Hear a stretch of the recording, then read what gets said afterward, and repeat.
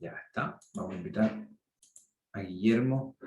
Bien, muy buenos días a todos, sean todos muy bienvenidos. Ya estamos comenzando nuestro segundo seminario del Diploma de Fisiología Clínica del Ejercicio. En esta ocasión estoy muy gratamente acompañado por Vanessa Reschetti y Guillermo Mazzuco. Les voy a presentar, dar más antecedentes de nuestros expositores del día de hoy. Mi nombre es Luis Vasconcelos, soy docente del Departamento de Kinesiología de la Universidad de Chile y actualmente nos convocamos esta vez para el seminario presencial de este diploma, del Diploma de Fisiología Clínica del Ejercicio, y en esta ocasión hablaremos acerca de ejercicio en enfermedades cardiovasculares. Déjenme presentarles a nuestros expositores.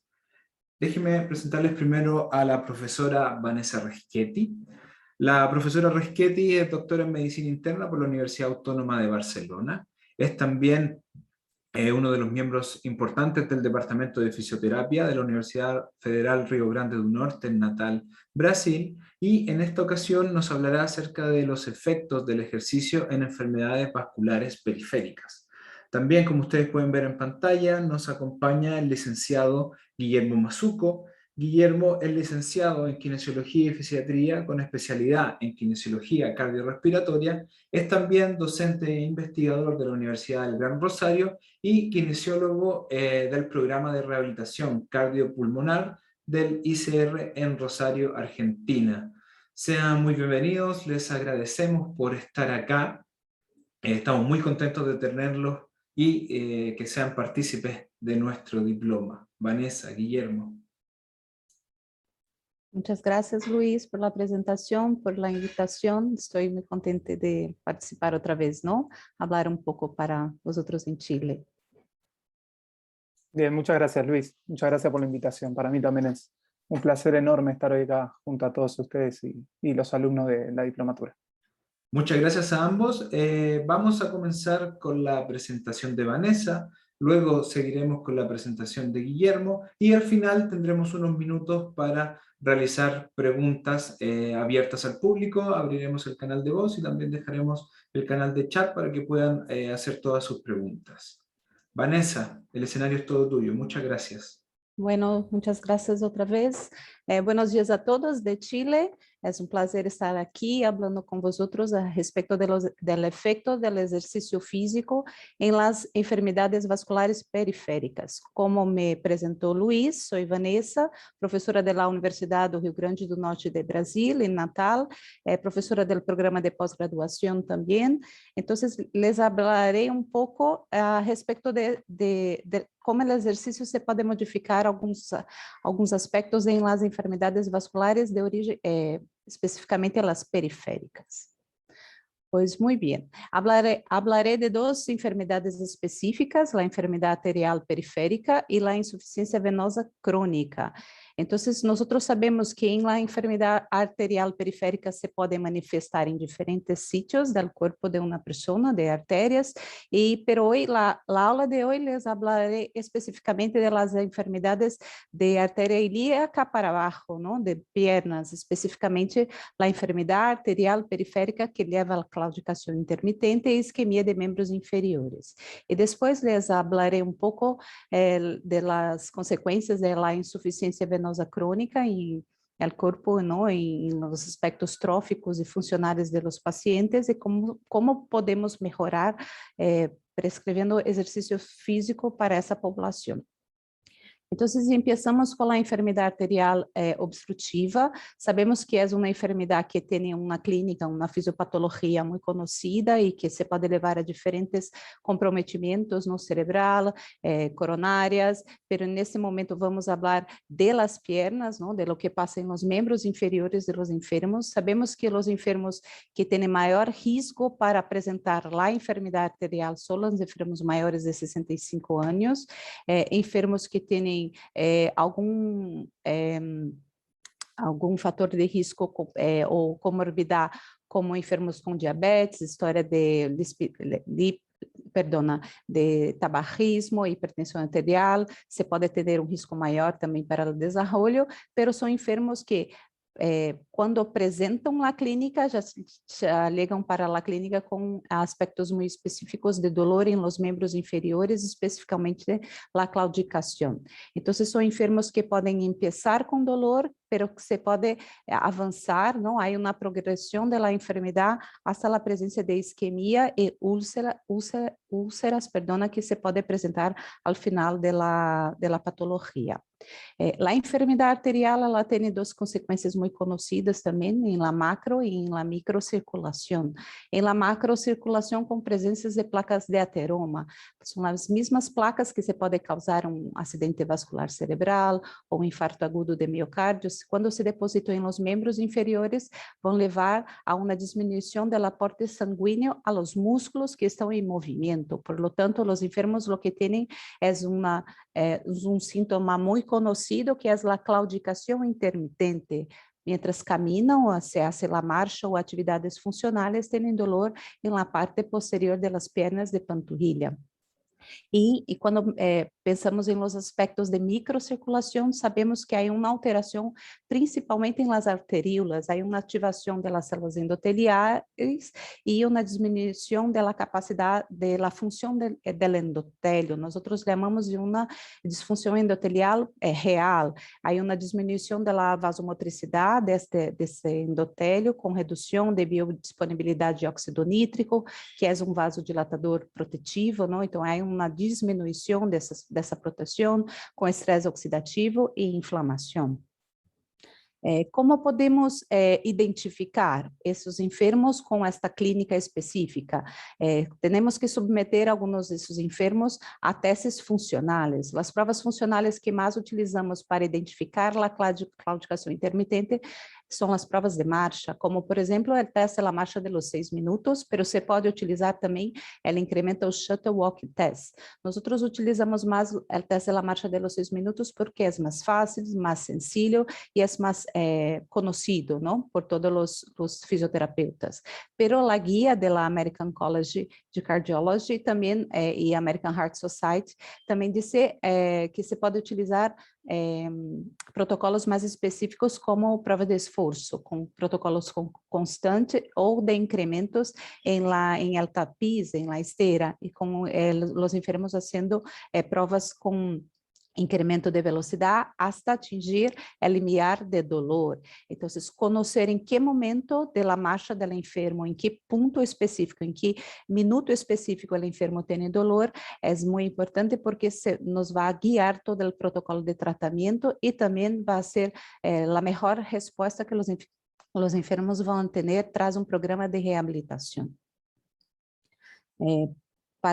Para conhecer, nada mais que isso, não há uma classificação internacional, a classificação de Fontaine, há também a de Rutherford, mas a de Fontaine é a mais específica, e nós podemos classificar os enfermos com enfermidade arterial periférica, com estágios de 1 a 4, 1 assintomático, 4 já com a presença de úlceras isquêmicas, pero a classificação 2 se vai levar em conta quanto tempo, em que minuto, quantos metros os enfermos podem caminhar hasta chegar à claudicação, ao síntoma principal, que é a claudicação intermitente, que é um dolor que tem na parte posterior e é muito característico, porque se cambia a marcha do enfermo. O enfermo tem dolor e se há uma diminuição da potencialidade do músculo para executar a tarefa.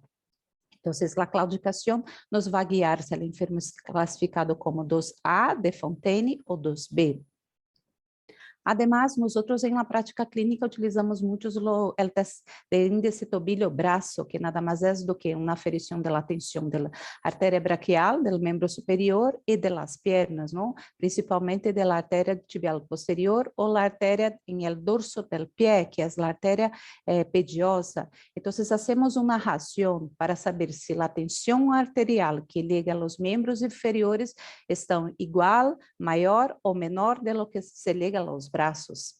Hablamos de los brazos como padrón oro, ¿no? La tensión está perfecta y miramos cómo está en las piernas. Cuando la tensión en la pierna es menor de que la de los brazos, la razón se va a dar menor que 0,8 y ahí sí podríamos clasificar como una enfermedad arterial obstructiva conocida y podemos clasificar, ¿no? Como moderada o grave de acuerdo con la razón del índice tobillo-brazo. Para isso utilizamos um Doppler vascular, que é esse que está aqui abaixo na figura. Que sabemos nosotros hasta ahora de la literatura, ¿no? Sabemos todos los beneficios del ejercicio físico para esta enfermedad. Hay muchos trabajos publicados que miraron específicamente la función endotelial, los aspectos funcionales, qué pasa con el metabolismo del músculo esquelético durante la práctica de ejercicio físico. Y el ejercicio físico es la recomendación principal para estos enfermos, principalmente para mejorar la función endotelial, mejorar el metabolismo del músculo, la viscosidad de la sangre, la biomecánica de la marcha, entre otros. ¿Cómo podemos prescribir ejercicio físico para esa población? Hay aspectos muy característicos para la prescripción de exercício físico. Há muitas revisões sistemáticas também que nos guiam um pouco de como podemos fazer. Aqui, nada mais uma ideia, não, de como fazer o protocolo. Sabemos que os protocolos devem ser estruturados, direcionados, guiados por fisioterapeutas ou por terapeutas específicos que trabalham com exercício físico. De preferência supervisionados, os enfermos devem ser orientados e aconselhados também um pouco de educação em saúde, e a frequência mínima 3 vezes por semana, a intensidade, vamos sempre trabalhar em cima do síntoma principal, que é a claudicação intermitente, depois les hablarei um pouco mais, com tempo entre 30 a 45 minutos de exercício aeróbico, pero se pode e se orienta a hacer também exercício de fortalecimento de membros inferiores especificamente. É recomendado fazer séries de de 12 a 15 vezes com uma intensidade que se pode ser valorada por teste uma repetição máximo. O tipo de exercício, então, aeróbico e fortalecimento combinado, com um volume de 3 meses ou 36 semanas e uma progressão de carga de incremento semanal.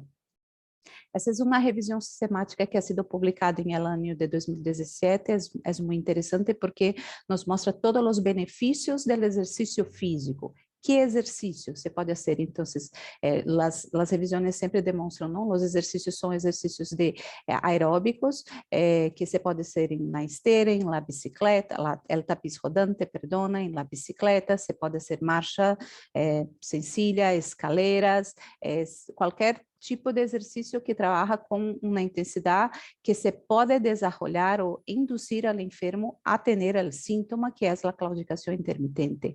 Quando o síntoma está presente, se pode diminuir a carga ou fazer o repouso hasta que se para o dolor e então se empieza outra vez, hasta que o enfermo pode fazer cada vez mais tempo de marcha ou de exercício aeróbico sem sentir o dolor. Sabemos toda a evidência nessa população demonstra que os programas de exercício vão melhorar a distância da marcha livre, que quer dizer sem apresentar o sintoma. Antes o enfermo caminhava 200 metros sem sintomas e depois de um protocolo se empieza a caminhar 500 metros sem os sintomas. Esse é o principal benefício desse tipo de protocolo para estes enfermos, además de melhorar a qualidade de vida.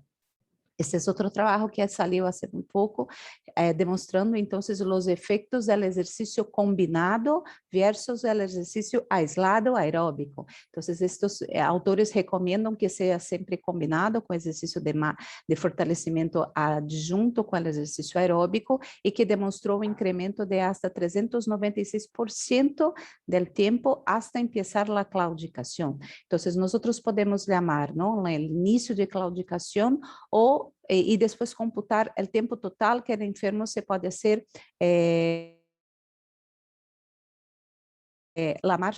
a claudicação abajo de 7 puntos en la escala visual, na lógica de dolor. Então, esse incremento nesse artículo, que é trabalho de revisão sistemática, se aumentou hasta 197%, que é muito, não? Esse é outro trabalho que salió hace muy poco, hablando de los efectos del ejercicio para enfermos con claudicación intermitente y la enfermedad arterial, que nosotros sabemos, ¿no? Está muy bien documentado que es importante, pero se recomienda también para los enfermos que necesitan de procesos cirúrgicos como procedimentos de revascularización. Esos autores recomiendan que los enfermos pueden hacer un cambio, un misto, ¿no? Se puede hacer los dos. Solamente la terapia de ejercicio aeróbico tiene beneficios, pero solamente la revascularización no va a tener tantos beneficios si el enfermo no hacer los protocolos de ejercicio aeróbico. Entonces, la recomendación es que para mejorar todo el proceso o disminuir la clínica de ese enfermo, que se combine ambos. Muy bien, ahora les hablaré un poco de la enfermedad de insuficiencia venosa crónica, que ahora estamos hablando de otro sistema, ¿no? Las arterias y después las vénulas. Las vénulas, nosotros sabemos que hay valvas que se van a hacer con que el retorno venoso sea productivo, ¿no? Toda la sangre que se va hasta la periferia hay que volver, y sabemos que para esto tenemos que saber y conocer muy bien la hemodinámica de todo el sistema vascular. Sabemos que algunas personas tienen predisposición para el aparecimiento de enfermedad venosa. Hay algunos factores metabólicos, hay factores de comportamiento, pero los enfermos que tienen algún proceso de anormalías o inicio de enfermedad venosa provavelmente vão apresentar ou obstrução ou refluxo em las valvas, lo que vai fazer com que haja um refluxo de la sangre, ¿no? Hasta la periferia, e que vai desenvolver fatores muito conhecidos que nós sabemos, como a presença de veias varicosas, que se pode incrementar hasta las úlceras venosas.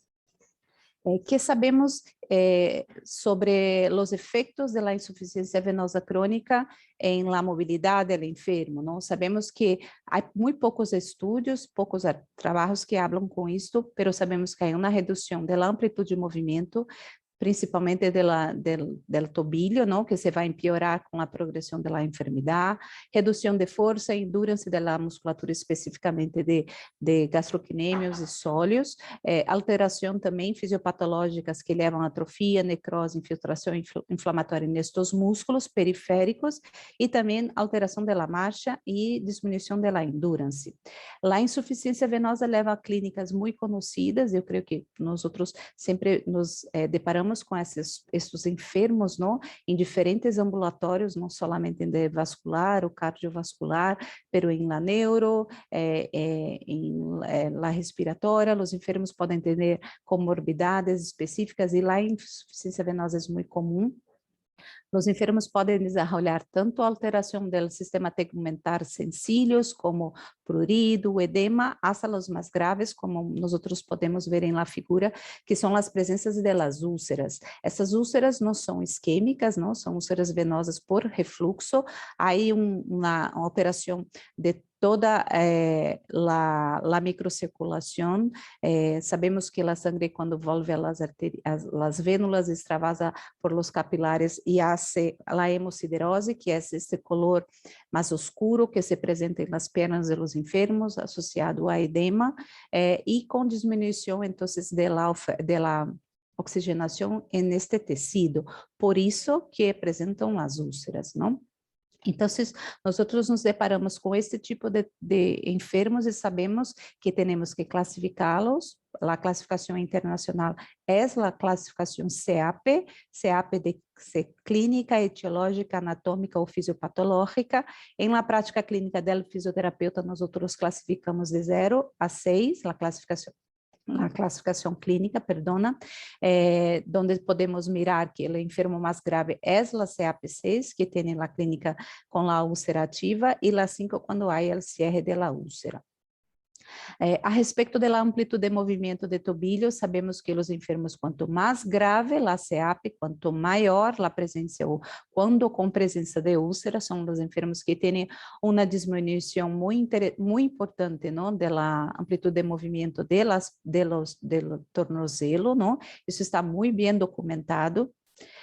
E a endurance dos músculos de gastrocnêmio e sóleo, que são os músculos principais que vão ser o retorno venoso. Então, essa musculatura vai estar muito prejudicada, então nós sempre aconselhamos a fazer testes específicos para a mensuração desta endurance muscular.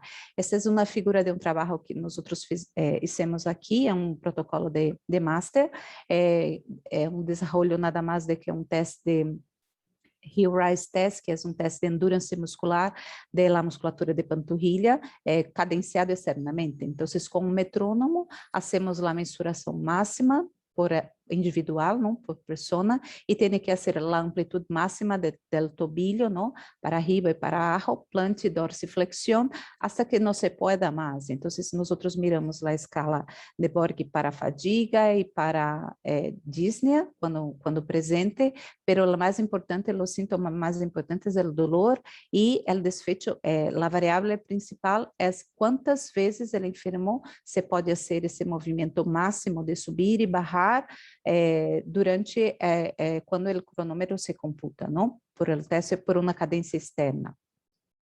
Pero o que sabemos de estratégias de fisioterapia cardiovascular nessa população? Sabemos muito pouco, não? Há poucos protocolos específicos de exercício puro, pero o que sabemos é que o exercício puro não é tão efetivo como a terapia combinada. E aqui les vou ensinar um pouco de como deve ser a terapia para essa população com úlcera ou não específica. Então, o primeiro componente é a compressão elástica. A compressão elástica é super importante, principalmente para os enfermos com úlcera ativa, como podemos ver abaixo, não? Se pode prescrever meias elásticas de compressão de 20 a 30 ou de 30 a 40 milímetros de mercúrio, dependendo da gravidade da enfermidade. Quanto mais grave, maior vai ser a compressão, pero nunca superior a 40. Además, podemos fazer o uso de bandagens elásticas, como podemos ver na figura abaixo, nessa úlcera ativa, não? Se pode ser de 3 a 4 camadas, é o que a literatura considera como uma compressão específica para o cierre desta úlcera. Además de la compressão, hacemos educação em saúde, como por exemplo, como higienizar a úlcera, como cuidar, como limpiar, como fazer a hidratação da pele, já que sabemos que esses enfermos têm muitas alterações tróficas, e os programas estruturados de exercícios físicos que les ensinarei a seguir.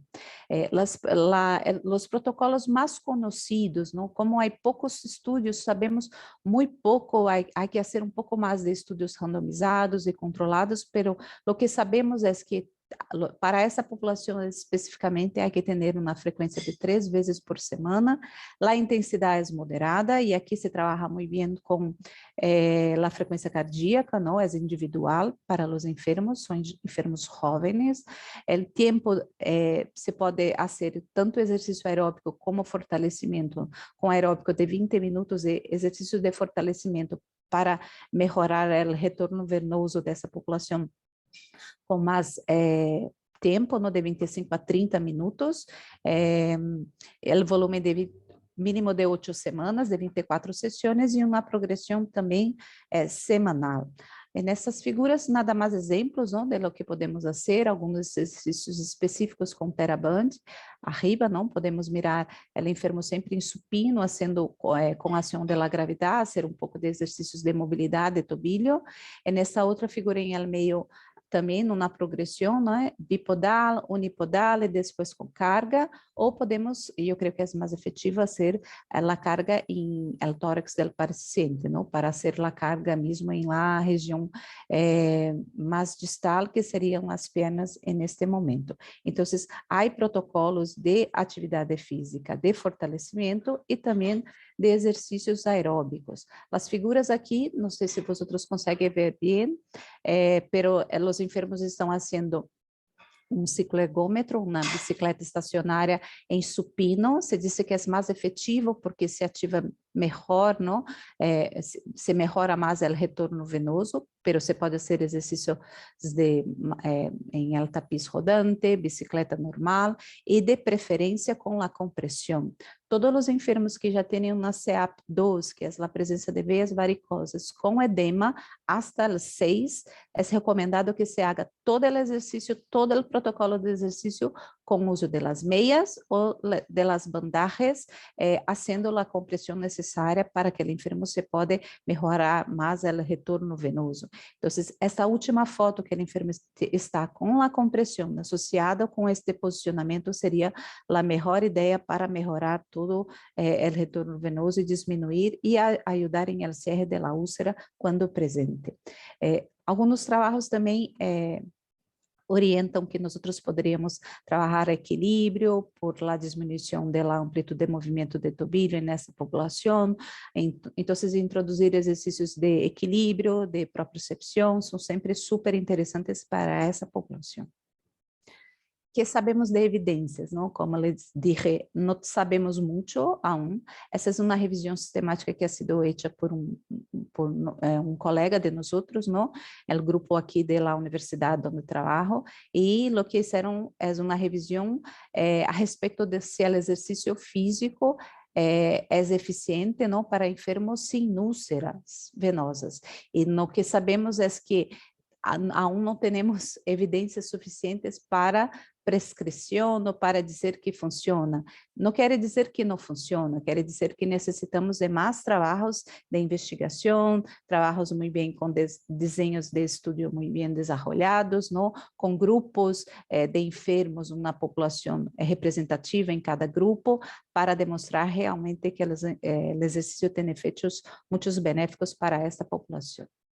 Então, em síntese, o que sabemos de los benefícios principais do exercício físico, aeróbico principalmente, na enfermidade obstrutiva, arterial obstrutiva, o benefício principal é o incremento da distância da marcha, livre do síntoma, que é a claudicação intermitente, com melhora da capacidade funcional, e em la insuficiência venosa crônica, a redução do edema, com melhora do retorno venoso, não? Os aspectos tróficos da pele, que se pode beneficiar, principalmente com o cierre de úlceras venosas, que às vezes se tardam 2 anos, não? Com compressão e exercício físico, os enfermos têm um aspecto muito melhor, podemos cerrar as úlceras que estão abertas e, por consequente, melhora da tolerância ao exercício físico nessa população.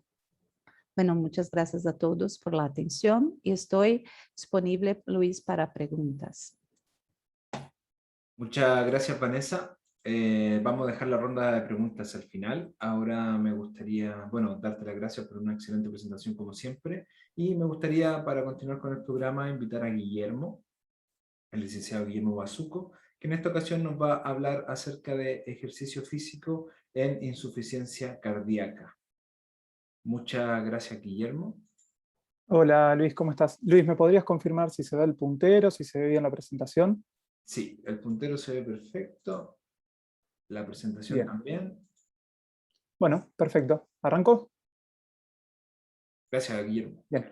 No, gracias a vos. Bueno, hola a todos, ¿cómo están? Vamos a comenzar con esta charla que se me ha encomendado que prepare para el día de hoy dentro de este seminario, en donde vamos a charlar acerca de los efectos del ejercicio terapéutico en pacientes con insuficiencia cardíaca, ¿no? Esta población que es tan frecuente dentro de los programas de rehabilitación cardiovascular y a la vez son pacientes sumamente complejos. Este va a ser un poco el guión que voy a ir siguiendo en el desarrollo de la charla. Veremos una cuestión breve, introductoria de definición y clasificación de la insuficiencia cardíaca. Intentaré mostrarles cuáles son las causas de intolerancia al ejercicio físico en estos pacientes. Veremos la utilización de la rehabilitación cardiovascular como herramienta terapéutica en el tratamiento de estos pacientes y finalizaremos con los efectos del ejercicio terapéutico. Bien, vamos a ver que dentro de la rehabilitación cardiovascular, la piedra angular de la rehabilitación cardiovascular será el ejercicio físico. Bien, este entrenamiento que es planificado y estructurado para las diferentes poblaciones dentro del programa de rehabilitación cardiovascular. Para finalizar, veremos algunas conclusiones o consideraciones finales. Este es un reporte muy nuevo, publicado este año, en donde diferentes sociedades han trabajado en conjunto para buscar una definición universal que hacía falta de la insuficiencia cardíaca. Sabemos que la insuficiencia cardíaca es un síndrome caracterizado por signos y síntomas, los cuales son causados por alteraciones que pueden ser estructurales y o funcionales del corazón, donde vamos a tener una reducción del gasto cardíaco y un aumento de las presiones intracardíacas, y además la presencia de el péptido natriurético aumentado, el PNP, o una evidencia objetiva de congestión sistémica o pulmonar cardiogénica. Como les dije, son pacientes que tienen diferentes síntomas y signos que son muy variados, que no los vamos a poder ver en detalle en esta ocasión, pero pueden ver del lado izquierdo de la pantalla los signos. Hay signos que son más específicos y menos específicos de insuficiencia cardíaca, y del lado derecho pueden ver los síntomas que podemos encontrar, síntomas típicos y síntomas menos típicos. Y si se fijan, en los síntomas típicos tenemos falta de aire, ortopnea, disnea paroxística nocturna, reducción de la tolerancia al ejercicio, fatiga, edema de miembros inferiores, incapacidad para ejercitarse. Bien, se darán cuenta que son pacientes que están muy sintomáticos, que tienen una limitación en las actividades de la vida diaria y obviamente en la capacidad de ejercicio que son muy notorias, bien, son muy marcadas. En este gráfico, fíjense en función de la función física, ¿sí? en el eje Y, acá lo que pueden ver es cómo es el curso de la insuficiencia cardíaca. En un primer lugar, hay una caída muy importante de la función física, en donde se realizará el diagnóstico, se optimizará el tratamiento médico, quizá tenemos la suerte de que ese paciente entra en el programa de rehabilitación cardiovascular, tiene una buena respuesta al tratamiento, mejora la función física, entra en una meseta que va a tener una duración variable, dependiendo de cada paciente, pero como es una patología de tipo progresiva en la mayoría de los pacientes, esta meseta se interrumpe pasando a una fase de inestabilidad clínica y terminando en una etapa de una pobre respuesta al tratamiento, que se tendrá que evaluar en ese momento la posibilidad o de trasplante cardíaco o de la asistencia ventricular, como para algún dispositivo de asistencia ventricular, como para que el paciente pueda volver a una etapa de respuesta al tratamiento y de mejoría de la función física. Como pueden ver acá, estas deflexiones son episodios de descompensación de la insuficiencia cardíaca, en donde luego de cada episodio, fíjense que la función física no vuelve a estar al mismo nivel que estaba anteriormente. Por lo tanto, con el correr de los meses o de los años, este paciente tiene una pérdida de la función física. Y lo que también tenemos que tener en cuenta que son pacientes que están propensos a tener un evento de muerte súbita, que puede estar situado en cualquiera de estas etapas, ¿no? En este curso de la patología. En lo que respecta a la clasificación, y esto solamente a modo de que tengan en cuenta y no correlacionen insuficiencia cardíaca sí o sí con alteración de la fracción de eyección. Puede haber una clasificación, que son los más severos, que tienen una caída de la fracción de eyección del ventrículo izquierdo por debajo de 40, pero hay otras clasificaciones en donde el paciente tiene un diagnóstico de insuficiencia cardíaca, pero no necesariamente tiene una alteración tan marcada en la fracción de eyección, como pueden ver acá, con una reducción moderada entre 41 y 49, e inclusive hay pacientes que tienen una fracción de eyección por arriba de 50, ¿bien? Que está normal, pero eso no quita que no tenga un diagnóstico de insuficiencia cardíaca. Y esta es otra clasificación que se agregó en este reporte que les comenté anteriormente, en donde puede que el paciente haya tenido una caída de la fracción de eyección por debajo de 40 y luego en una segunda medición haya mejorado esa fracción de eyección, estando por arriba de 40 con una mejoría mayor o igual a 10 puntos en esa fracción de eyección. Por lo tanto, teniendo en cuenta que es una patología de tipo progresiva, podrán darse cuenta que el paciente va a ir atravesando diferentes estadios, A, B, C y D, en orden de izquierda a derecha de gravedad. Lo que nosotros tenemos que tratar de hacer es tratar de recibir ¿sí? Que los médicos deriven el paciente a rehabilitación cardiovascular en un estadio precoz, ¿sí? En un estadio A o B, en donde no hay síntomas, no hay signos de insuficiencia cardíaca, inclusive en este estadio B recién comienza a haber esas alteraciones de tipo estructural o funcional, y no que deriven al paciente en estadios avanzados, en donde, como pueden ver acá, las herramientas terapéuticas, a medida que la patología va progresando, son cada vez más limitadas, ¿bien? Terminando en trasplante cardíaco o en un dispositivo de asistencia ventricular, como comenté anteriormente.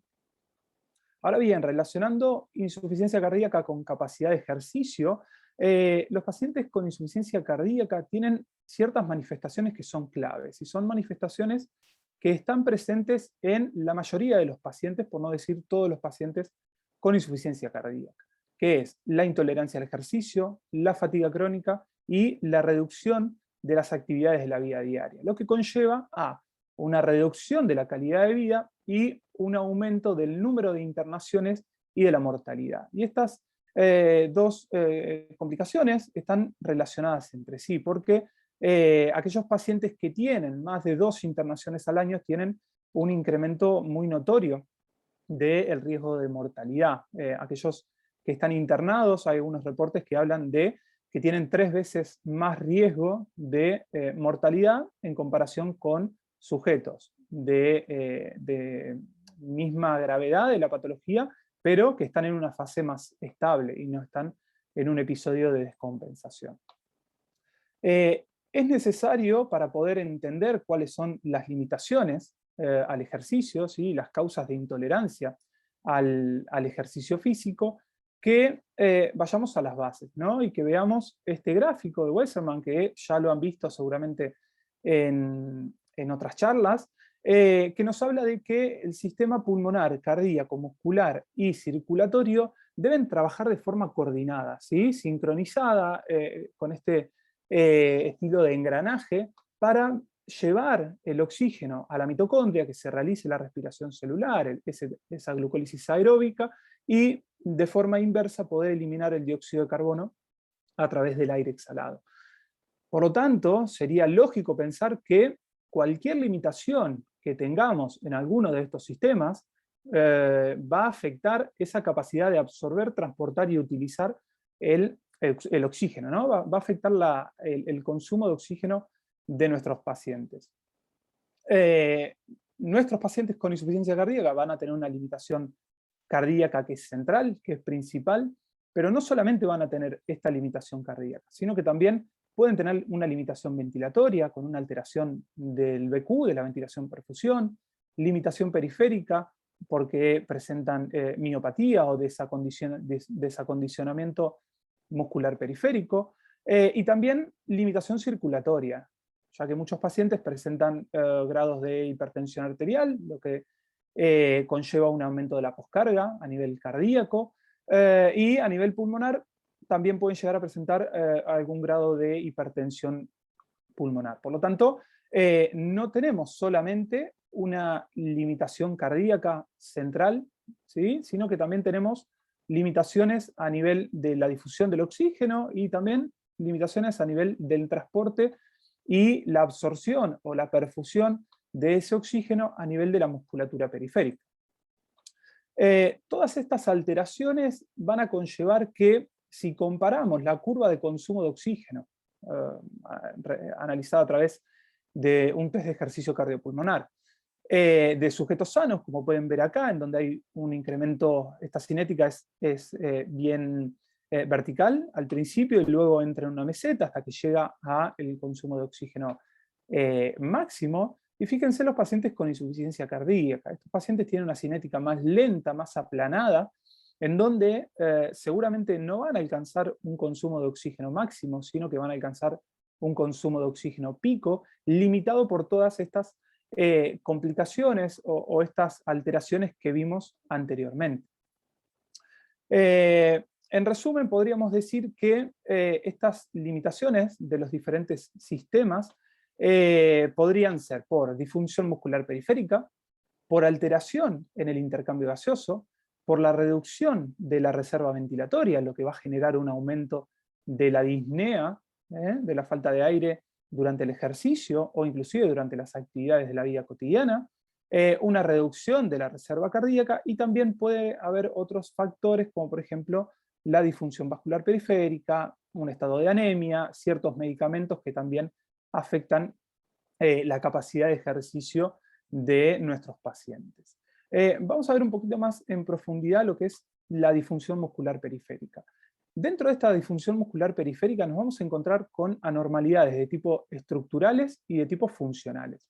En estas anormalidades estructurales los pacientes van a presentar una reducción de la densidad capilar, es decir, de la capilarización del músculo, teniendo un ratio de capilares fibra muscular que va a estar alterado, una reducción de la masa muscular, una reducción en lo que es la distribución de las fibras musculares, menos fibras musculares tipo 1, y recuerden que las tipo 1 son aquellas fibras musculares más resistentes a la fatiga. Entonces, si hay una redistribución y una alteración de las fibras tipo 1 hacia tipo 2A, por ejemplo, esas fibras musculares van a ser fibras más rápidamente fatigables.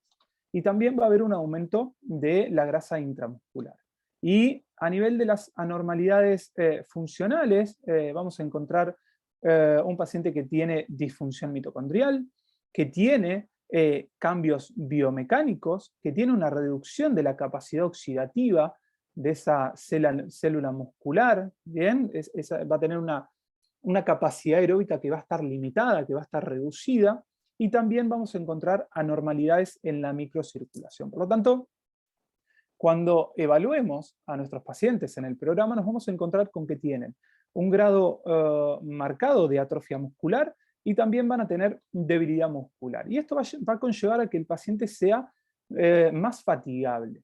Y para comprender este fenómeno de fatigabilidad muscular, y como ya vimos anteriormente, lo primero que vamos a encontrar es una reducción del consumo de oxígeno. ¿Bien? En este caso debería ser consumo de oxígeno pico, por lo que les comenté en las diapositivas anteriores. Pero además de esa reducción del consumo de oxígeno, lo que vamos a encontrar también es un umbral anaeróbico, un umbral láctico que va a ser alcanzado de forma precoz. ¿Bien?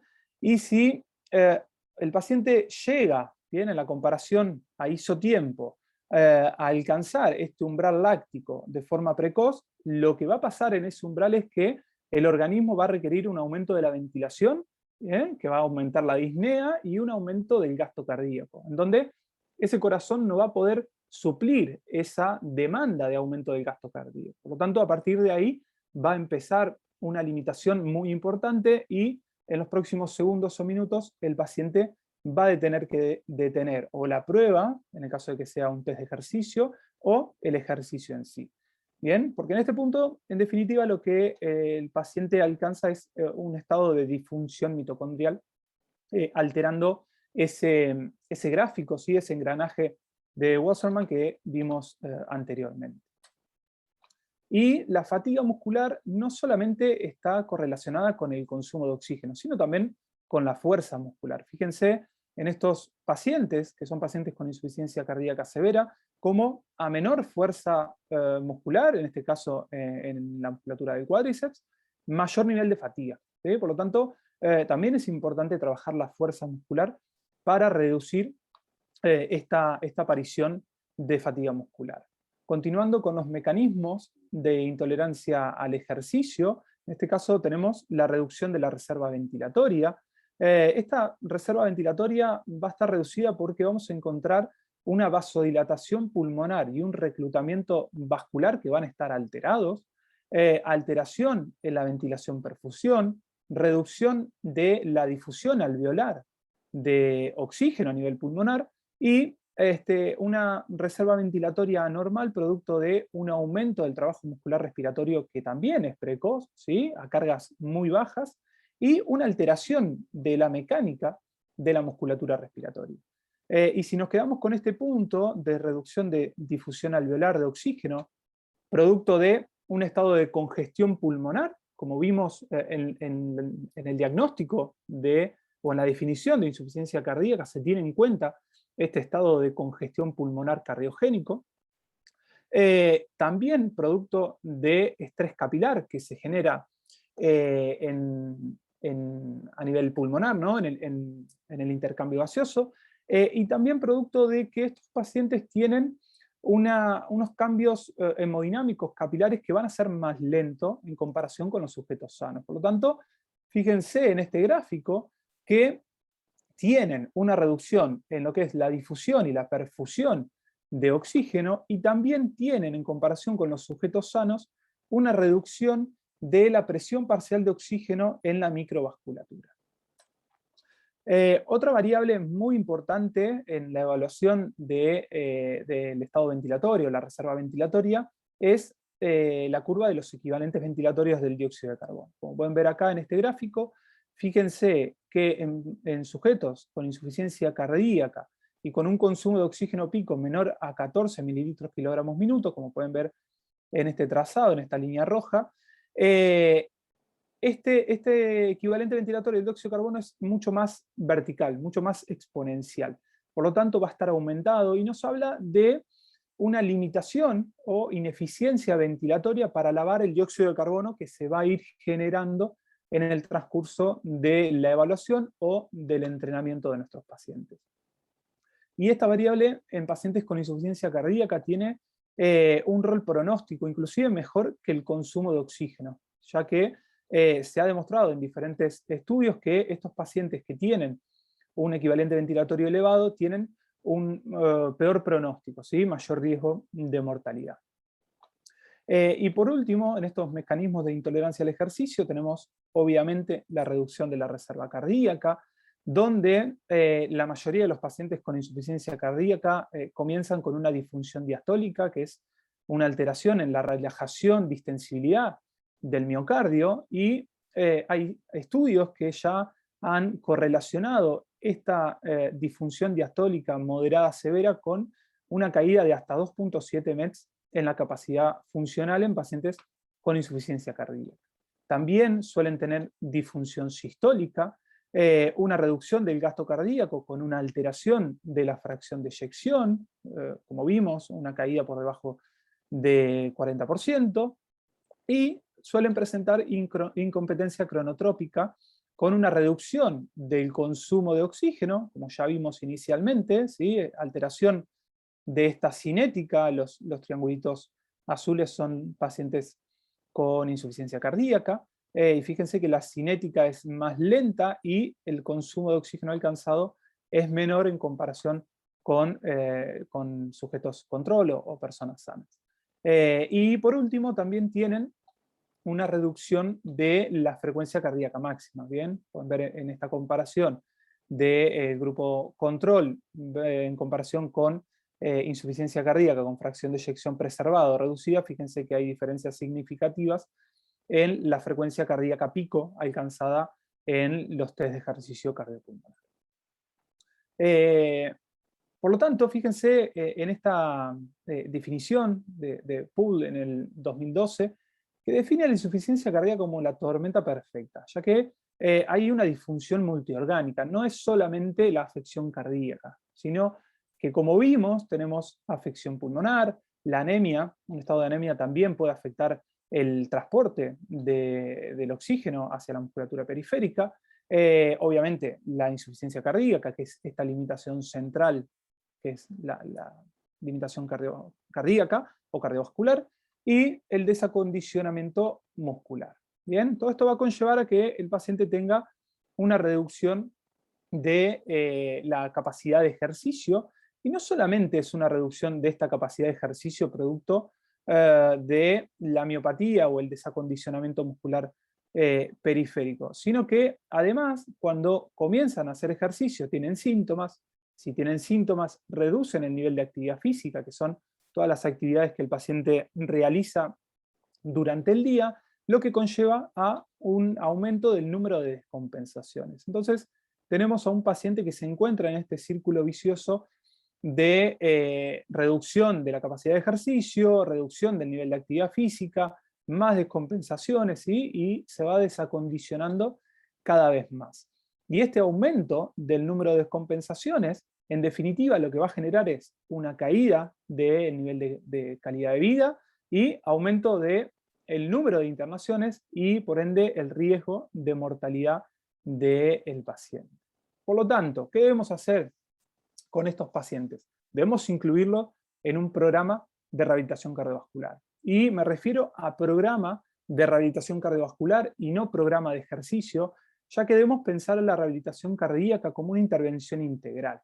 Bien, acá pueden ver los 4 pilares, las 4 patas de la rehabilitación cardiovascular, que es el ejercicio, la nutrición, el manejo del estrés y el soporte grupal. Todo esto va a ser llevado adelante a través de un equipo multidisciplinario de diferentes profesionales, en donde obviamente estamos los fisioterapeutas, que somos los encargados de evaluar y prescribir el ejercicio físico. Este ejercicio físico lo vamos a llevar adelante a través del entrenamiento aeróbico, que es la piedra angular de la rehabilitación cardíaca, y también del entrenamiento de la fuerza, buscando los mayores beneficios posibles. Y fíjense que el entrenamiento en estos pacientes tiene muchísimos beneficios. Mejora a nivel pulmonar la fuerza muscular, mejora la ventilación minuto, reduce la disnea, aumenta el gasto cardíaco, disminuimos esas presiones elevadas que suelen tener los pacientes con insuficiencia cardíaca. También tenemos un efecto de remodelado reverso del ventrículo izquierdo, a nivel de este estado proinflamatorio que suelen tener los pacientes con insuficiencia cardíaca. Vamos a buscar una atenuación de esa respuesta o esa activación neurohormonal. Sin dudas que vamos a mejorar muchísimo el componente periférico, mejorando la fuerza, la función muscular, la extracción de oxígeno, mejorando la masa muscular, reduciendo la sarcopenia, y también vamos a lograr beneficios en lo que es la función endotelial, ya que vamos a mejorar esa distensibilidad de las arterias del organismo, y vamos a lograr generar una menor vasoconstricción, reducir la poscarga del ventrículo izquierdo y reducir la presión arterial, logrando un menor valor de esa TA en reposo y durante el ejercicio. ¿Cómo vamos a llevar adelante el entrenamiento? Bueno, Vanessa lo mostró en su disertación. Siempre es aconsejable pensar en este acrónimo de FIT, en donde nos habla de frecuencia, intensidad, tiempo y tipo. A mí me gusta agregar siempre densidad, sobre todo del entrenamiento aeróbico. Y como dijimos, nos vamos a centrar en el entrenamiento aeróbico sin dejar de lado el entrenamiento de resistencia, tanto de la musculatura periférica como de la musculatura respiratoria. ¿Cómo debe ser llevado a cabo el ejercicio aeróbico? Con una frecuencia de 3 a 5 días a la semana, con una intensidad que va a estar seteada o elegida en función del método de entrenamiento que vayamos a utilizar y los objetivos que tengamos con ese entrenamiento aeróbico. Un tiempo de 30 a 60 minutos, quizá muchas veces nos quedamos en 30 minutos para no descuidar el entrenamiento de la fuerza y que el paciente tenga una sesión de 1 hora. Y el tipo de entrenamiento, normalmente se suele entrenar a los pacientes en cinta deslizante o en bicicleta fija o en ciclo ergómetro. ¿Cuáles son los beneficios del entrenamiento aeróbico? Remodelado reverso del ventrículo izquierdo, aumento de la capacidad aeróbica y del consumo de oxígeno pico. Vamos a lograr una modificación favorable de los factores de riesgo, y esto es sumamente importante, y lo relaciono con la diapositiva anterior, donde les hablé de una rehabilitación cardiovascular que sea integral, ya que muchos de los estudios evalúan la eficacia de un programa de rehabilitación cardiovascular, en donde a través del automanejo logramos bajar el nivel de colesterol, que el paciente no tenga hipertensión arterial, ¿sí? Que esa presión arterial esté más controlada, y un montón de otros beneficios que en definitiva van a ser los que en conjunto con el entrenamiento puedan potenciar los beneficios que vamos a alcanzar con la rehabilitación cardiovascular. Y sin duda que vamos a lograr una mejoría en la calidad de vida que en la evaluación es observada en periodos muy cortos, ¿sí? Quizá estamos hablando de entre el mes y los 3 meses hay una mejoría muy importante en el nivel de calidad de vida. Lo que vamos a lograr con este entrenamiento aeróbico es correr hacia la derecha, ¿sí? Aplanar esa curva del lactato, tratar de que el umbral láctico sea alcanzado lo más tardíamente posible. Para el entrenamiento de la fuerza se recomienda una frecuencia de 2 o 3 días a la semana, idealmente no deben ser consecutivos, porque vamos a trabajar con una rutina corporal general, ¿sí? de todos los grupos musculares, o por lo menos trabajar grupos musculares miembros inferior, superior, tronco, y ya vamos a ver que también deberíamos trabajar la musculatura respiratoria. La intensidad se recomiendan de 1 a 3 series, de 8 a 16 repeticiones, y va a depender del tipo de entrenamiento de fuerza que estemos haciendo, la carga, ¿bien? El porcentaje de carga en función de una RM o de la RM teórica. ¿Cuáles son los beneficios del entrenamiento de la fuerza? Bueno, aumento de la fuerza muscular, aumento de la masa muscular, va a aumentar la sección transversal del músculo, va a aumentar la densidad mitocondrial, va a aumentar la capilarización, todo eso va a conllevar que el paciente tenga una mejoría en el desarrollo de la fuerza, aumento de la capacidad aeróbica y del consumo de oxígeno pico, al igual que el entrenamiento aeróbico, y mejoría en la calidad de vida. Como pueden ver acá en este estudio, mejoraron todas las evaluaciones de fuerza muscular que realizaron en pacientes con insuficiencia cardíaca a 4 semanas. Y por último, dentro de este entrenamiento, no dejar de lado el entrenamiento muscular inspiratorio. Los beneficios del entrenamiento de la musculatura respiratoria son mejorar la fuerza de los músculos respiratorios y el nivel de disnea, aumento del consumo de oxígeno pico, aumenta el tiempo de ejercicio y mejora la calidad de vida. En este estudio, Aristos del 2020, ¿sí? Del año pasado, fíjense que el entrenamiento combinado, es decir, aeróbico, resistencia, muscular periférico y entrenamiento de la musculatura inspiratoria, mejoró la calidad de vida significativamente en comparación con solamente el entrenamiento aeróbico o solamente la combinación de entrenamiento aeróbico y resistencia, dejando de lado el entrenamiento muscular inspiratorio. Como así también la capacidad funcional, analizada a través del test de marcha de 6 minutos, en donde esta combinación de los 3 entrenamientos, en comparación con el entrenamiento aeróbico, encontraron diferencias significativas, y también en la comparación de entrenamiento combinado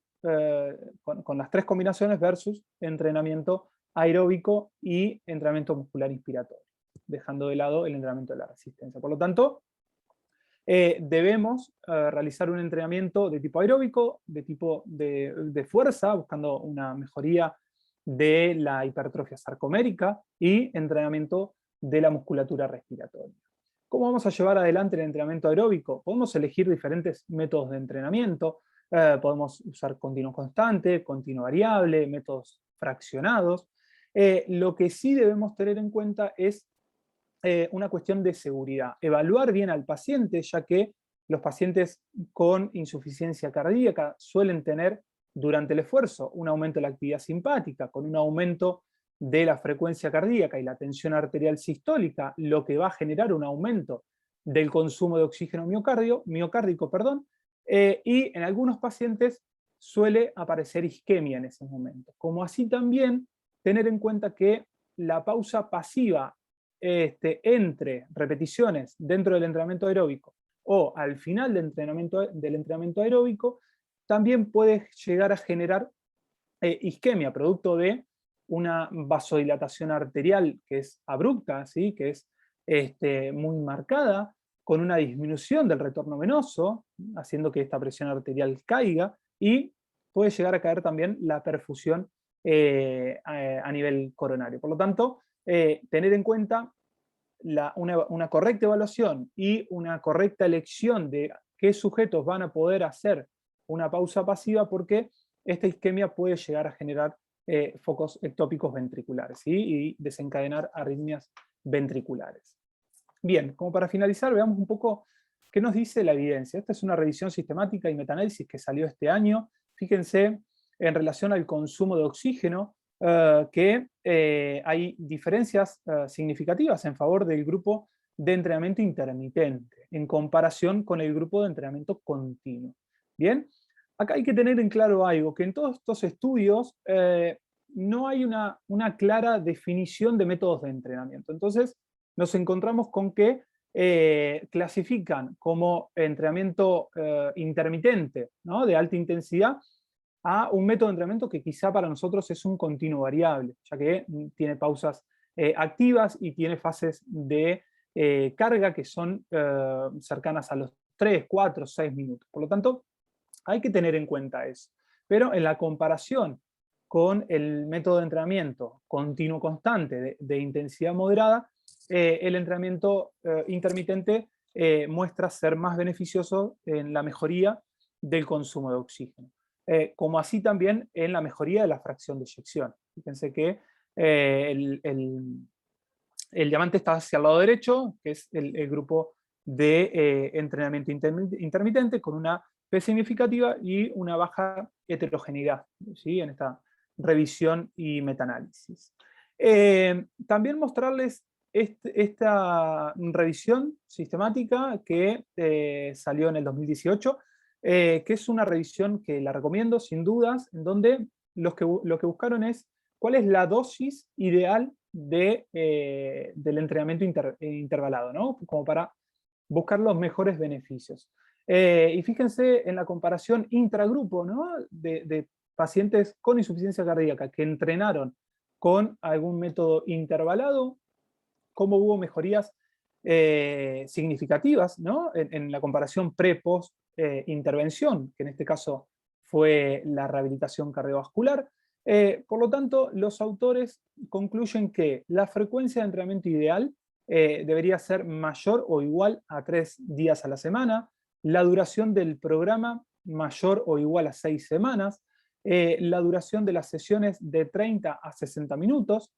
La intensidad del trabajo no la colocaron estos autores, es una intensidad de trabajo en donde en un análisis subgrupo de la revisión que les mostré anteriormente de este año, encontraron que aquellos pacientes con insuficiencia cardíaca que entrenaron entre un 60 y un 80% tuvieron mejorías significativas en comparación con aquellos que entrenaron a más del 80%.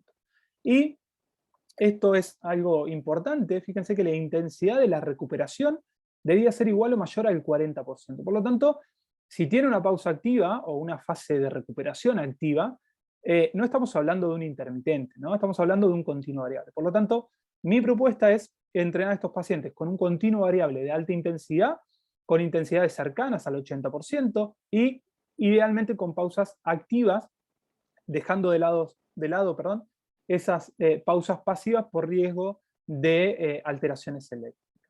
Y por último, esta revisión de la colaboración Cochrane, que salió en el año 2019, en donde evaluaron los beneficios de la rehabilitación cardiovascular.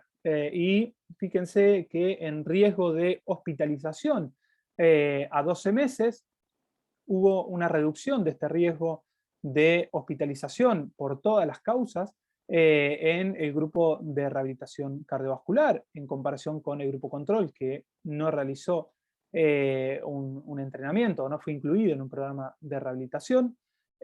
No encontraron diferencias estadísticamente significativas en las hospitalizaciones por encima de 12 meses, y bueno, acá quizá la discusión es como más, va a demandar más tiempo, no lo podemos hacer en este momento, pero habría que ver cómo realizaron el entrenamiento en estos estudios que fueron incluidos en esta revisión. Las hospitalizaciones por insuficiencia cardíaca, hay una reducción del riesgo de internación asociado a la insuficiencia cardíaca en favor del grupo de rehabilitación cardiovascular. Y por último, calidad de vida, analizado a través del cuestionario Minnesota, también hay una diferencia muy significativa de mejoría de calidad de vida en aquellos pacientes que realizaron un entrenamiento dentro de un programa de rehabilitación cardiovascular. Por lo tanto, ¿cuáles son las conclusiones? La reducción del ejercicio y la baja capacidad funcional son características centrales, muy importantes, muy limitantes en los pacientes con insuficiencia cardíaca. Es necesario conocer los mecanismos limitantes del ejercicio para ejecutar intervenciones individualizadas destinadas a mejorar los mecanismos fisiopatológicos de dichas limitaciones, realizar una evaluación exhaustiva al inicio del programa. Eso nos va a permitir entrenar a los pacientes de forma segura y realizar una correcta planificación del entrenamiento, y se recomienda la rehabilitación cardiovascular como indicación de clase 1A, bien, lo pueden ver acá, en las guías de práctica clínica de la insuficiencia cardíaca. Reduce hospitalizaciones asociadas a la insuficiencia cardíaca, mejora la calidad de vida. Todos los pacientes con patologías cardíacas deben ser ingresados, deben ser derivados a un programa de rehabilitación cardiovascular. Y si bien todavía no hemos podido objetivar mejorías en el pronóstico, es decir, en la mortalidad, uno podría pensar de que cuando aparezcan estudios con un diseño metodológico adecuado y con una correcta ejecución del programa de entrenamiento, vamos a poder encontrar que la rehabilitación cardiovascular mejora el pronóstico y la mortalidad en pacientes con insuficiencia cardíaca. Cosa que al día de hoy, lamentablemente, no podemos decirlo, ¿no? No podemos decirle a un paciente que con la rehabilitación va a reducir la mortalidad. Sí le podemos decir que va a mejorar la calidad de vida, que va a mejorar su día a día, sus actividades de la vida cotidiana, etc. Bueno, muchísimas gracias. Perdón, Luis, si me estiré con el tiempo. El problema, Guillermo, interesante como siempre, muchos datos y sobre todo, bueno, me quedo con lo que dijiste al final, que el entrenamiento, el ejercicio físico en la insuficiencia cardíaca tiene resultados bastante importantes, ¿cierto? Outcomes muy importantes como la hospitalización y el aumento de la calidad de vida, que cada vez está tomando mayor relevancia en los resultados clínicos que esperamos con nuestras intervenciones. Bien, me gustaría invitar a Vanessa. Aquí está Vanessa. Tenemos, bueno, les recuerdo a todos los participantes del seminario que pueden hacer sus preguntas a través del chat. Ya tenemos algunas, tanto para Vanessa como para Guillermo, así que por favor, anímense a dejarlas. Y también, bueno, felicitar a nuestros exponentes por sus interesantes exposiciones, muy claras, muy bonitas presentaciones, muy bien preparadas, se nota el profesionalismo de ambos. Y bueno, tuvimos en el momento que tuvimos más participantes, hasta 160 participantes, así que también agradecemos la presencia de todos ustedes, a todas las personas que les apasiona el ejercicio físico y la fisioterapia, kinesiología en nuestro país. Bien, vamos a comenzar con una pregunta para Vanessa. Hay una pregunta en el chat de Maya Sauni. Ella nos dice: valiosa disertación para Vanessa, y pregunta: ¿qué recomienda en pacientes con problemas vasculares periféricos que tuvieron trombosis, que están con anticoagulación y tienen sobrepeso en cuanto a ejercicio? Bueno, muchas gracias por la pregunta, Maya. Sabemos que hay muchos enfermos, ¿no? En esta condición, en enfermería de hospitales. Lo que sabemos hasta ahora es que tenemos que mirar los riesgos, ¿no? Si el enfermo ya está en anticoagulación, ya tenemos un efecto protector, se puede empezar la movilización precoz y el uso de compressão pneumática intermitente ou prescrição de meias compressivas são sempre muito recomendáveis, não? Vamos a trabalhar primeiro com mobilização mais ativa, assistida, mas depois você pode começar marcha, e uma recomendação sim de começar exercício. Se o enfermo não se pode bajar de la cama, não, se está preso em leito, você pode fazer um pouco de ciclo ergômetro com as pernas, com os braços, isso todo é muito recomendável para esses enfermos, pero quando está liberado, ¿no? Con el uso de anticoagulación. Muchas gracias, Vanessa. Hay una pregunta para Guillermo. Nos pregunta Gonzalo: ¿qué test se utilizan para dosificar la intensidad del entrenamiento aeróbico y para evaluar la fuerza? Bien, ahí está, no podía activar el micrófono. Para la evaluación aeróbica y planificación del entrenamiento, nosotros tenemos la posibilidad de tener una evaluación de test de ejercicio cardiopulmonar, que lo hacemos en cinta deslizante. Entiendo que es una evaluación que no todos los centros de rehabilitación cuentan. Por lo tanto, también se puede usar algún test incremental realizado a través de una ergometría sin el analizador de gases. Test de caminata no se suele usar mucho para la planificación, sí se suele usar para evaluación inicial y la comparación hacia el final de la rehabilitación. Pero básicamente lo que hacemos nosotros es, le damos una adaptación al paciente, lo adaptamos a la cinta, sobre todo porque muchos pacientes son pacientes añosos que en su vida se subieron a una cinta deslizante, a un treadmill, entonces buscamos una adaptación y a las 2 o 3 semanas realizamos un test de ejercicio cardiopulmonar. En función de ese test de ejercicio realizamos la planificación del entrenamiento en función de diferentes variables, puede ser consumo de oxígeno, puede ser velocidad, inclinación, a través de la frecuencia cardíaca también. Eso en lo que respecta a entrenamiento aeróbico. Y el entrenamiento de fuerza lo que hacemos es evaluación a través de diferentes métodos que no son la evaluación de una RM. Tratamos de buscar la RM teórica a través de método de evaluación por tiempo, repeticiones múltiples, o usamos fórmulas que nos van a permitir encontrar cuál es la RM teórica del paciente y entrenar en función de esa evaluación. Siguiendo contigo, Guillermo, tenemos otra pregunta de Nicolás Escobar. Él nos pregunta, ¿qué parámetros de seguridad se recomiendan estar atentos o vigilar al momento de entrenar a este tipo de usuarios? ¿Frecuencia cardíaca, escala de Borg, existe alguna otra? Bueno, las dos que dijiste son dos variables que se suelen utilizar mucho. La escala de Borg, el paciente tiene que comprender muy bien la escala, eso también lleva tiempo. La frecuencia cardíaca la vamos a limitar el entrenamiento a través de la evaluación inicial que hacemos. Entonces, si el paciente en la evaluación tuvo alguna alteración eléctrica o tuvo síntomas, vamos a poner un límite de unos 10 o 15 latidos por debajo de ese umbral en donde apareció la alteración eléctrica o la sintomatología. También nosotros tenemos la particularidad que tenemos control telemétrico, en donde le ponemos la telemetría al paciente, lo ponemos a entrenar y en el momento que el paciente va entrenando vamos viendo de forma continua cómo va su electro, ¿no? Y si aparece algún infra o supra del ST o alguna arritmia, pero eso nos da un margen de seguridad muy amplio. Y lo que también es importante tener en cuenta que dentro del programa de rehabilitación cardiovascular idealmente tiene que estar un médico cardiólogo presente, que es el médico que nos va a ayudar a limitar el ejercicio, es decir, a prescribir el ejercicio hasta una determinada intensidad, y que también tiene que estar presente en el caso de que haya algún evento y para activar el protocolo de emergencia para tratar a ese paciente en ese momento dentro de la rehabilitación. Muchas gracias, Guillermo. Tenemos ahora una pregunta para Vanessa, de Rocío Urra. Ella nos pregunta si en un paciente con insuficiencia venosa va acompañado con signos de edema linfático, ¿qué consideraciones podría tener? Muchas gracias por la pregunta. Los protocolos de tratamiento para el linfedema son muy semejantes, ¿no?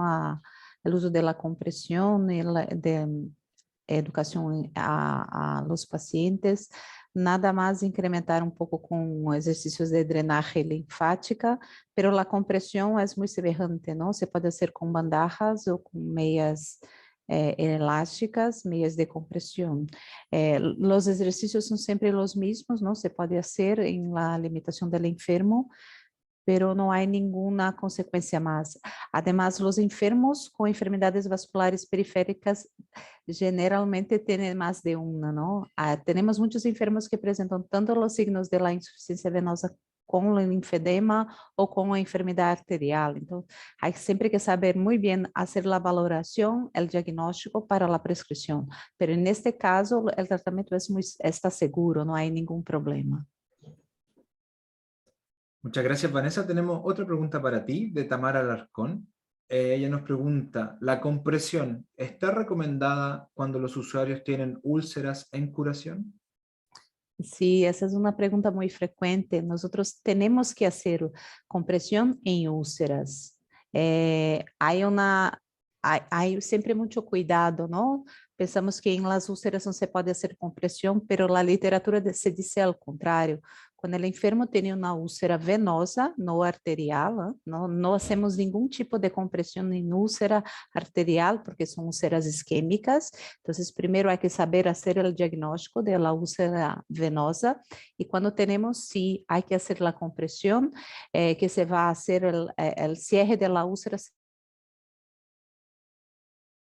será mucho más rápido físico. Lo que nosotros utilizamos también, pero esto se hace con el grupo de enfermaje, ¿no? Porque nosotros no tenemos la capacitación para trabajar con úlceras, pero se utiliza el uso de adhesivos como hidrocoloides o hidrogel para cubrir la úlcera, después hacemos la compresión y se prescribe la actividad física. Es muy seguro y se puede hacer sin ningún problema. Excelente. Bien, muchas gracias, Vanessa. Tenemos una pregunta más para Guillermo. Ignacio nos pregunta, si tenemos planificado realizar entrenamiento aeróbico para 5 días a la semana y sumado a esto tenemos 3 días para ejercicios de fuerza. Algunos días es probable que se junten, toquen ambos tipos de entrenamiento. ¿Será mejor hacerlo de forma espaciada, por ejemplo, caminata por la mañana y pesas por la tarde, o también se pueden hacer ambos entrenamientos en una sola sección extendida? Bien, es interesante la pregunta. Creo que va a depender un poco de la organización de ese servicio. Nosotros particularmente tenemos un servicio que funciona de forma privada, entonces debemos destinarle como máximo una hora y 10, 15 para cada paciente, pero no podemos hacer una sesión de 2 horas quizá. Entonces, lo que hacemos en ese caso es que el entrenamiento aeróbico y el entrenamiento de fuerza esté combinado, 30 minutos de trabajo aeróbico, 30 minutos de fuerza, y los pacientes asisten 3 veces a la semana o 2 veces a la semana. En este caso, si tienen la posibilidad de que el paciente asista de lunes a viernes, por ejemplo, es una buena opción lo que comenta la compañera, ¿no? Es un compañero, no escuché el nombre. Ignacio. Compañero. Es una buena estrategia. Muchas veces lo que hay que tener en cuenta es si el paciente cumple criterio como para hacer ejercicio de tipo no supervisado. Entonces, si el paciente es de bajo riesgo y puede hacer actividad de forma no supervisada, muchas veces podemos trabajar en el gimnasio más la parte aeróbica de alta intensidad, lunes, miércoles y viernes, por ejemplo, y martes y jueves, sábado y domingo, quizá también, darle algún trabajo aeróbico de tipo continuo variable, continuo constante, a una intensidad menor, donde vamos a estar relativamente seguros de que la tasa de evento o de complicaciones es baja. Muchas gracias, Guillermo. Bueno, voy a continuar contigo. Nos pregunta Catherine Vázquez, ¿qué entrenamiento sería recomendable en pacientes con valvulopatías asociadas a insuficiencia cardíaca?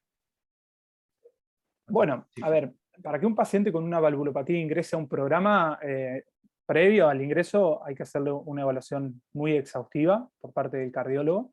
Si llega a ingresar, sobre todo con una valvulopatía de tipo aórtica, ¿no?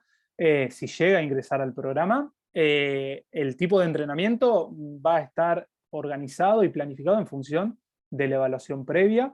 Lo que sí se recomienda en estos pacientes es evitar cargas altas de entrenamiento de fuerza, evitar lo que es el entrenamiento de tipo isométrico, ¿no? Por el fenómeno de Valsalva y el aumento de la presión a nivel cardíaco. Pero bueno, son pacientes complejos, ¿sí?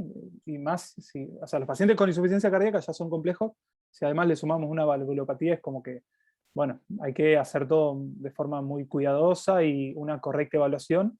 Y esto que les digo, de tener un cardiólogo al lado, porque los eventos, si bien son bajos, suelen pasar.